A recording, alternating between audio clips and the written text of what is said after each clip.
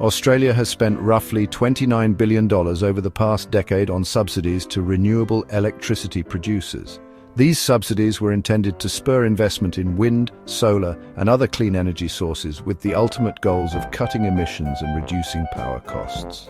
However, electricity prices have continued to climb for consumers despite this massive expenditure. This report examines the accuracy of the financial claims around the $29 billion subsidies, investigates why power bills are still rising, identifies potential corporate beneficiaries such as data centers and other large energy users, and evaluates policy responses. We also compare what might have happened if the $29 billion had been given directly to households and explore alternative solutions like advanced energy-saving algorithms to curb consumption and costs. The analysis is supported by evidence from government reports, independent research and industry data, culminating in recommendations for more effective policy measures.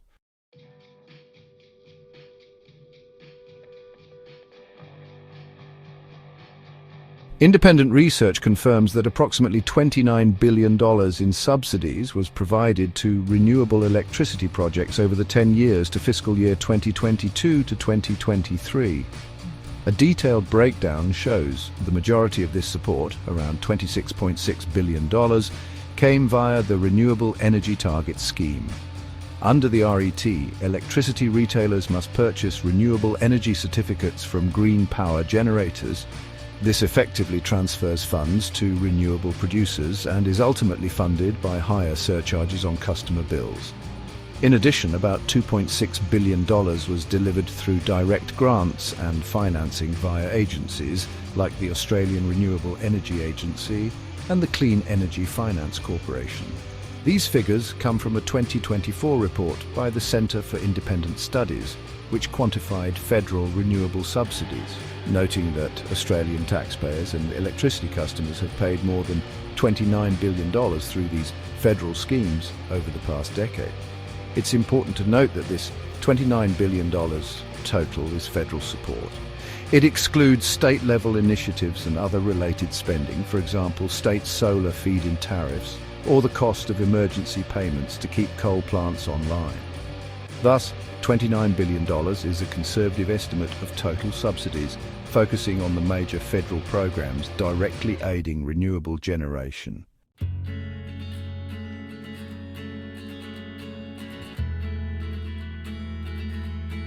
The subsidies ramped up significantly in the later years of the decade.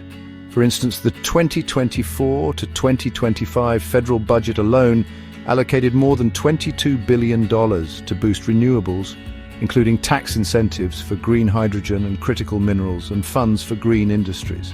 Over 2014 to 2023, the largest component, around $13.8 billion, was the large-scale renewable energy target, which funded utility-scale projects, followed by $12.1 billion via the small-scale renewable energy scheme supporting household solar. The remainder came from related certificate purchases and the clean energy finance initiatives. The accuracy of the $29 billion claim is well supported by public data. Table 2 of Michael Wu's report tallies federal renewable subsidies at about $29.178 billion in total, summing RET certificate values, ARENA grants, and CEFC investments. This validates the financial claim that roughly $29 billion in public support was directed to renewable electricity over the past decade.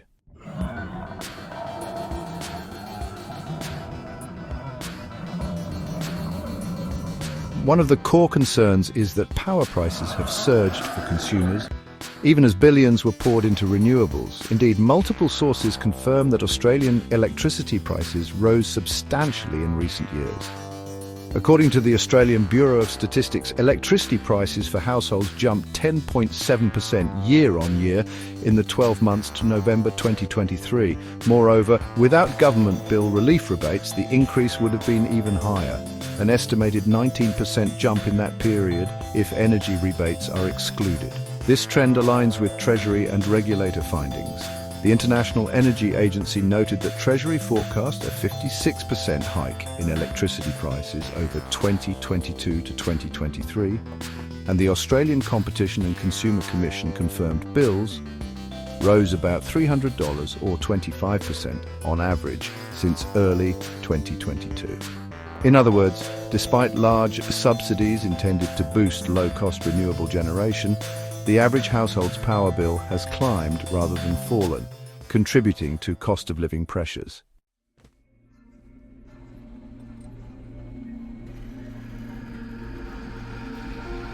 There are several reasons behind this paradox. First, the subsidies in question were mostly aimed at increasing renewable supply and reducing emissions, not directly capping consumer prices. In fact, part of the subsidy mechanism, the RET certificates, explicitly added costs to bills in the short term as a trade-off for long-term climate benefits. Second, electricity prices are influenced by factors beyond generation fuel costs. Network infrastructure charges, coal and gas fuel prices, and the supply-demand balance all play major roles. During the past decade, Australia experienced periods of high gas and coal prices, especially in 2022, amid global turmoil and underinvestment in dispatchable capacity, which drove wholesale prices up. Even with more wind and solar on the grid, insufficient storage and transmission capacity meant that reliability concerns persisted, and expensive gas peaking plants or coal units had to fill gaps, keeping prices high. The Clean Energy Council observed that while record renewable output has recently helped moderate wholesale prices at times, consumer tariffs continued to rise year on year, up around 8 to 10% in 2023 because high peaks and network costs still feed through to bills.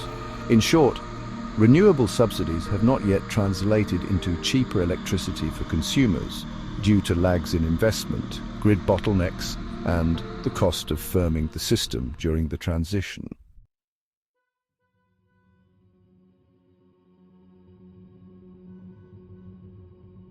To cross-check the claim, yes, electricity prices have risen over the past 10 years despite the $29 billion in subsidies.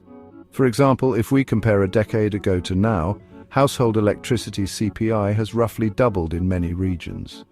Government data shows retail prices increased sharply around 2017 and again in 2022 to 2023. Even political pledges to reduce bills by 2025 have acknowledged the upward trend. The Albanese government promised a $275 reduction, but has since had to implement emergency rebates as prices instead spiked. Therefore, the claim that prices rose in spite of subsidies is accurate. In fact, there is broad recognition that Australia's electricity market is notorious for rising costs and that the renewables rollout, while critical for climate goals, has not yet delivered relief to consumers' wallets.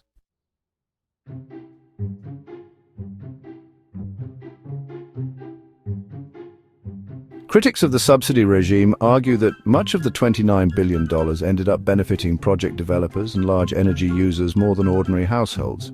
The immediate beneficiaries of renewable subsidies are the renewable energy producers, wind and solar farm operators who receive guaranteed certificate revenue or grants. Indirectly, large industrial power consumers have also benefited through special provisions. Under the RET scheme, emissions-intensive trade-exposed (EITE) industries like aluminum smelters, steel works and cement manufacturers can apply for exemption certificates that exclude most of their electricity usage from RET costs. In practice, companies with EITE status negotiate lower electricity rates with retailers because the retailer doesn't need to buy renewable certificates for that portion of their supply. This means energy-intensive corporates, for example, aluminium smelters, avoid paying certain green surcharges, and those costs are then shouldered by other consumers, mainly households and small businesses.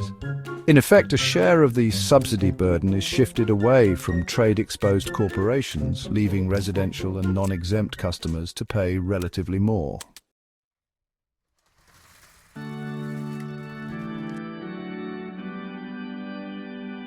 What about new tech sector players like AI data centers and cloud computing infrastructure?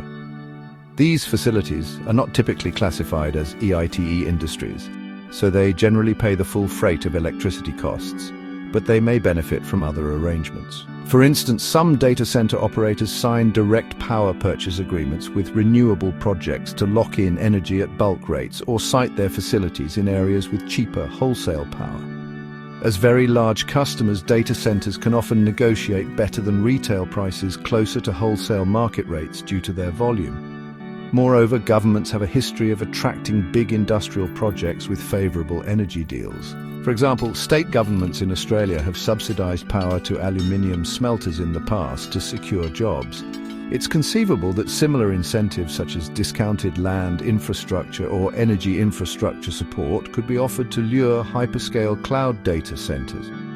However, there is no public evidence of direct government subsidies specifically lowering electricity tariffs for data centers at this time. Instead, the concern is that data centers could indirectly benefit from taxpayer-funded grid investments, new transmission, firming capacity, etc., while contributing to rising demand.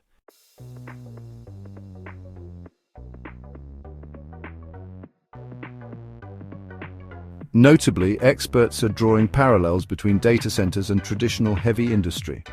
A 2024 analysis by UBS warned that soaring electricity demand from data centers, driven by cloud computing and AI, could strain supply and spike prices unless these facilities manage their usage cleverly. Data centers now account for almost a quarter of large industrial power demand in Australia, and their load is growing about 16% per year. Some analysts suggest treating tech giants like aluminium smelters, encouraging them to power down at peak times in exchange for incentives. Traditional smelters often have interruptible power contracts, where they get cheaper electricity, but agree to shed load in emergencies. Similar arrangements could be offered to big data center operators, effectively a form of benefit or discount for providing grid support. So far, however, data center companies have been less interested in being a demand management customer compared to smelters. This means they prefer constant uptime and have not widely embraced programs to voluntarily cut usage at peak times, which would earn them payments but reduce strain on the grid.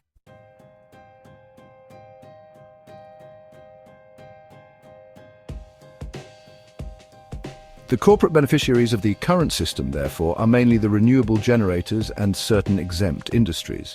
Emerging sectors like AI and cloud are poised to be major energy consumers, but are not yet receiving explicit subsidies or discounts on electricity. If anything, their growth may necessitate new policies to ensure they pay their fair share of grid upgrades or participate in load management.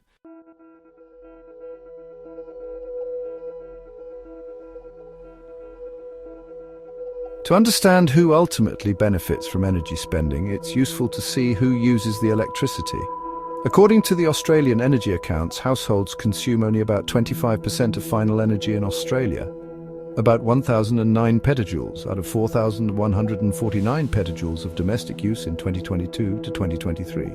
The other 75% is consumed by industries and commercial enterprises. In terms of electricity specifically, residential customers similarly account for roughly 1/4 to 1/3 of electricity in the national electricity market, while large industrial and commercial users take the majority share. For example, a single large aluminium smelter can use as much power as hundreds of thousands of homes. Data centers are already using about 5% of Australia's electricity and could reach 8 to 15% within a decade.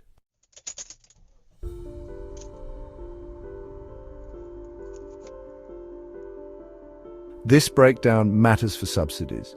The $29 billion in renewable support was aimed at greening the whole electricity supply, which benefits all users in terms of emissions reductions, but the cost burden of those subsidies has not been evenly shared. As noted, big industrial players often bypass some charges, whereas households and ordinary businesses pay full retail rates that include the green scheme costs. Thus, one could argue the public subsidies effectively helped generate cleaner power that large corporates also use, while a disproportionate share of the payment for those subsidies came from everyday consumers. Publicly available data from the Clean Energy Regulator confirms that numerous companies have been approved as EIT entities, for example, metals processing and manufacturing, allowing them to save on renewable certificate costs.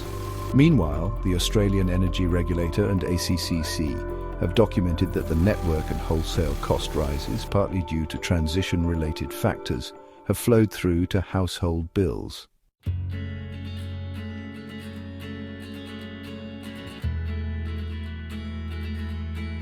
In summary, residential consumers constitute a minority of total electricity demand, but have borne a significant portion of the subsidy costs, whereas certain trade-exposed industries have enjoyed partial exemptions.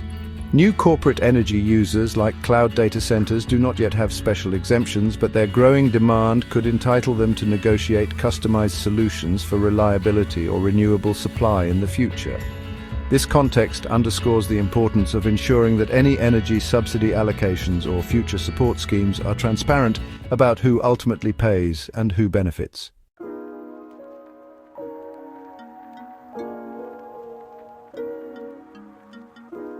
The stark outcome of huge spending with little relief for consumers has prompted calls for greater scrutiny and policy adjustment.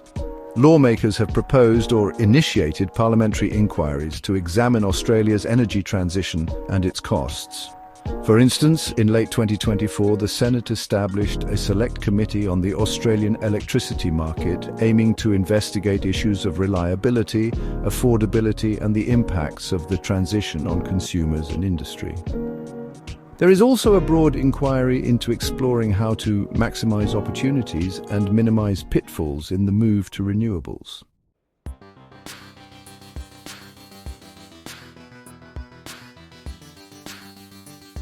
These inquiries signal bipartisan recognition that the current trajectory-heavy subsidies, rising bills, and looming reliability gaps needs careful evaluation. By gathering evidence from regulators, experts and stakeholders, a parliamentary inquiry can verify whether the $29 billion in subsidies delivered value for money and how policy might be improved. Such inquiries are feasible to conduct. Indeed, they are underway and can be effective in identifying systemic issues. However, their effectiveness ultimately depends on government willingness to act on recommendations.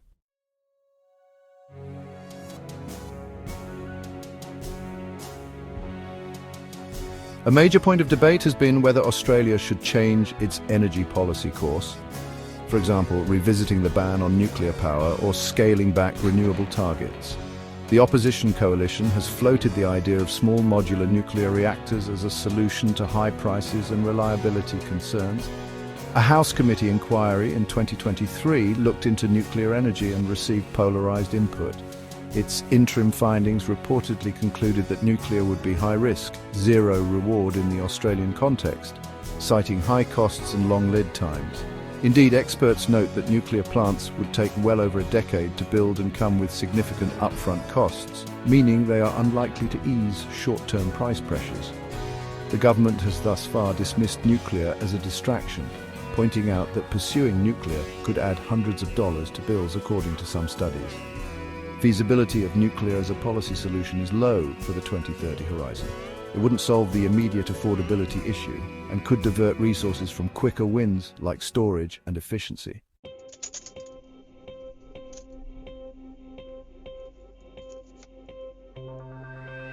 Other policy responses on the table include expanding supply and storage.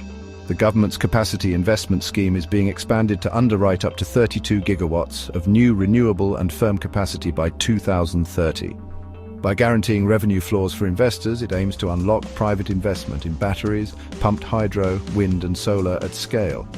This is essentially a new form of subsidy with costs ultimately borne by taxpayers or consumers, but it targets reliability and supply directly. If executed well, it could help close the supply-demand gap and thereby stabilize prices. However, as critics note, it's a blank check approach right now. Lack of transparency on its cost has been flagged. The effectiveness will depend on whether these projects actually come online in time and reduce wholesale prices. Direct bill relief. In 2023, the federal government rolled out an energy bill relief fund in coordination with states, providing credits on bills for eligible households and small businesses. This is a short-term subsidy from general budget funds to blunt the impact of price spikes.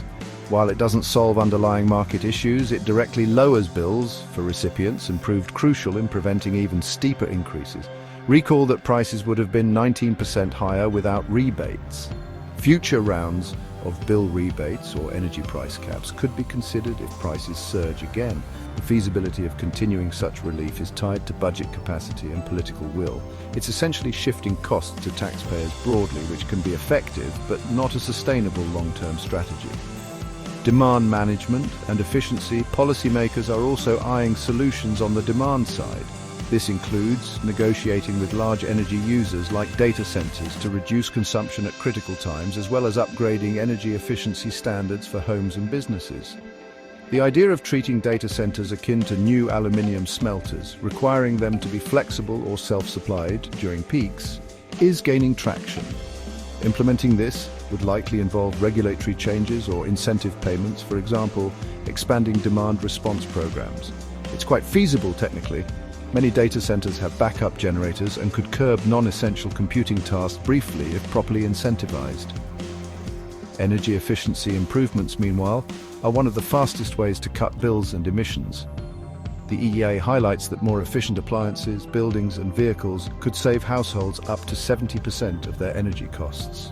Australia's National Energy Productivity Plan targets a 40% improvement by 2030, but progress has been slow.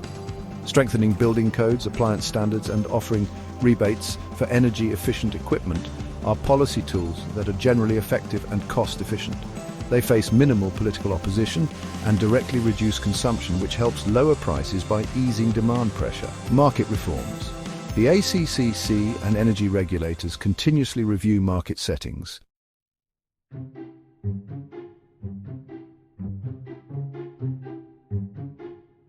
In evaluating these solutions, though, expanding renewable capacity with firming is necessary to meet climate targets and eventually should reduce fuel cost exposure, but it needs bridging strategies like gas backup or demand response to avoid price spikes in the meantime. Direct price interventions, rebates, caps can provide relief but are not long-term fixes. Encouraging big tech energy users to contribute to grid stability could be highly effective if achieved. It essentially taps the flexibility of corporate consumers as a resource to reduce costs for everyone. Energy efficiency is often called the first fuel because it's one of the cheapest ways to cut costs and emissions, so ramping up efficiency programs has strong merit. Overall, a mix of supply-side investment with careful cost controls, demand-side management, and interim consumer protection measures appears to be the most pragmatic path.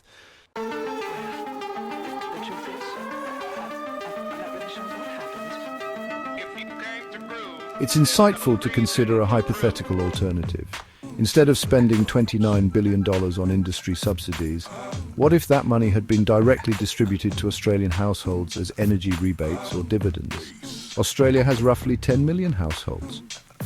Dividing $29 billion across them would equate to about $2,900 per household on average over 10 years. That's roughly $290 per household per year, or about $24 a month. For an average household, which might have an annual electricity bill on the order of $1,500 to $2,000, a $290 per year credit would represent a meaningful reduction, around 15% or more of the bill.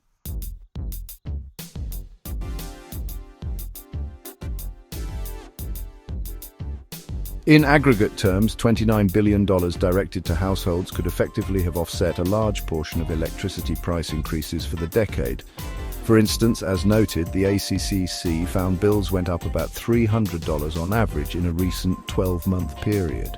If a scheme had been in place to grant each household $300 per year from the start, consumers might not have felt the pinch as severely. This kind of direct subsidy is akin to a universal energy rebate. It would immediately alleviate bill stress and potentially improve public sentiment for the energy transition.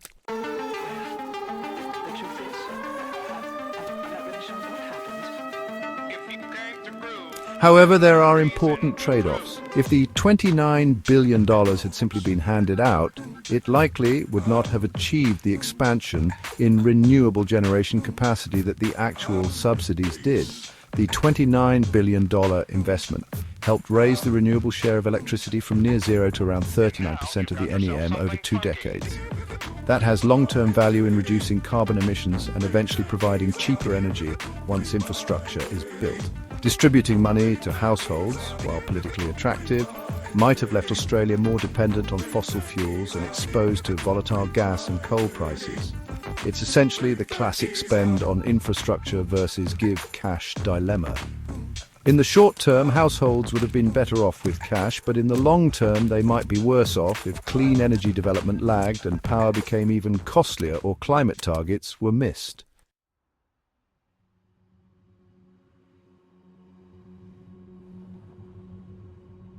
A middle ground approach could be considered, for example, using a portion of funds for direct relief and a portion for strategic investment. Interestingly, the government's current approach is starting to resemble this mix, with billions for renewables and storage infrastructure and separate budget allocations for bill rebates to shield consumers. If we run the numbers, giving the entire $29 billion to households might have saved each household a few $100s per year, which is significant but not game-changing wealth. Whereas investing it as was done is hoped to transform the generation mix. That said, the fact that affordability has deteriorated implies perhaps the balance should tilt a bit more toward direct consumer benefit. For example, even a one-third of $29 billion, which is $10 billion, given as targeted rebates for vulnerable households, could have greatly reduced energy poverty while still spending $19 billion on infrastructure.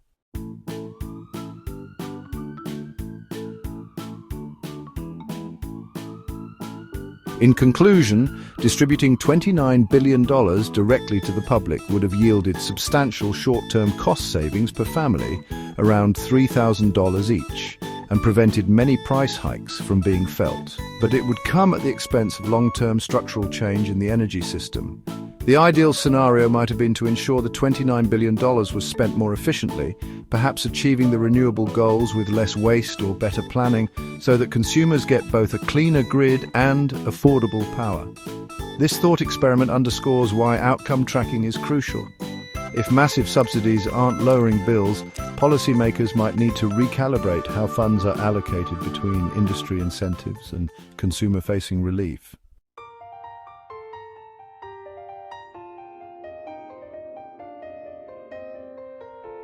Beyond conventional policy tools, there are innovative solutions that could alleviate electricity consumption and costs. One intriguing avenue is the use of advanced algorithms and AI to optimize energy usage, sometimes referred to as energy compression algorithms. The concept here is that through smarter software and data management, we can compress or reduce the energy required for various tasks, especially in IT and data-heavy operations. For example, Google's DeepMind demonstrated this by applying machine learning to data center cooling systems, achieving a 40% reduction in energy used for cooling and about 15% reduction in overall facility power use. This is a dramatic efficiency gain simply from better control algorithms that continually adjust cooling equipment to optimal settings. If such AI-based optimization is widely implemented in cloud computing centers, it could significantly curb the projected surge in electricity demand from the tech sector.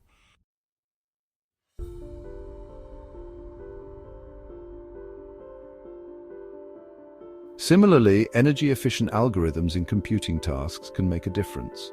Many research efforts focus on writing software or designing data processing techniques that perform the same work with fewer computations, thereby saving processor time and power. In practice, this could mean compressing data so there's less to store or transmit, using more efficient data structures that reduce server load, or scheduling computations at times when renewable energy is abundant, making use of otherwise curtailed solar or wind output. While each of these tech improvements might only shave off a few percentage points of energy use, at the scale of national consumption they add up.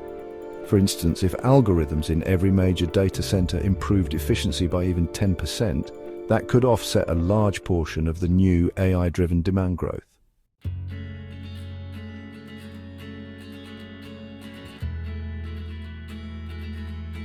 Another alternative solution is implementing demand response technologies in homes and businesses via smart grids.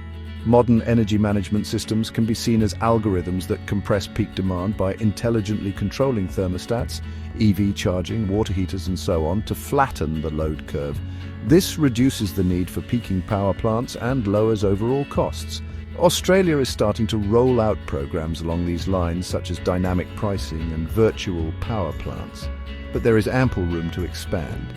If every household had smart controls that automatically saved energy during peak periods with minimal impact on comfort, the nation could avoid expensive peak energy costs and the need to build as much standby capacity.